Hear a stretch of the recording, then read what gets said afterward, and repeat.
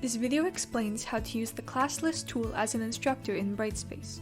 The Classlist tool is a directory of names, emails, and group settings that provide you with quick access to the full list of users in your course. On your course homepage, navigate to Classlist.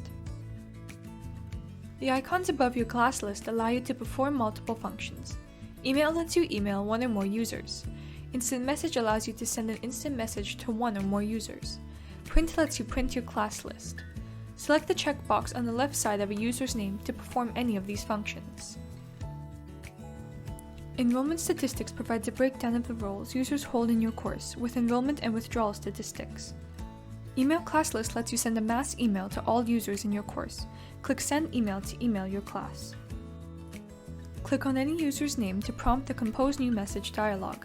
If you click on the drop-down menu beside the user's name, you can choose from a variety of options like viewing their progress and sending them an email.